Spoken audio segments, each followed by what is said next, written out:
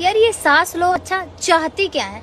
नहीं, ये लोग चाहती क्या है मुझे तो समझ ही नहीं आ रहा यार।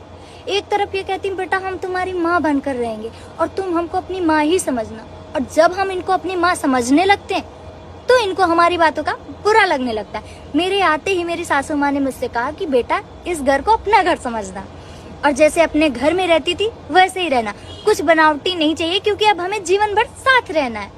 हमने कहा सही बात है सासू माँ। बोली नहीं नहीं सासू माँ मत बोलो, मुझे माँ बोलो क्योंकि मैं अब तुम्हारी माँ जैसी हूँ। मैंने कहा ठीक है। तो क्या हुआ कि नेक्स्ट मॉर्निंग मेरी सासू माँ मुझे उठाने आई। जैसे कि मैं अपने घर पे मेरी मम्मी मुझे उठाने आती थी, मैं चिल्लाकर उनको रूम से बाहर कर देती थी, सेम वैसा ही अपने सासू माँ के साथ किया।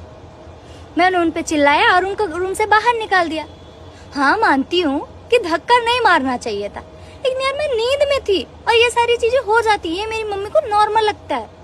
नहीं, जब मेरी मम्मी रो रही थी तब आपको क्या लगा? नहीं, आपको क्या लगा कि वो मेरी विदाई हो रही इसलिए रो रही है कि अब मेरा क्या कैसे होगा? वो ये सोच के रो रही थी कि अब आपका क्या होगा। ये बात आपको क्लियर करना चाहिए था ना कि मुझे। ये मेरा हेडेक नहीं है, ये आपकी प्रॉब्लम है। अब कह रही कि मैं तुम्हें तलाक कैसे दिला दोगी? मैं दूंगी ही नहीं, मैं दूंगी ही नहीं। ठीक है, तब जो भी है सासू माँ वो झेलो, या तो सास बनो या तो माँ। ठीक है, और माँ बनना है तो थोड़ा सा तो एडजस्टमेंट करना पड़ेगा ना, कीजिए।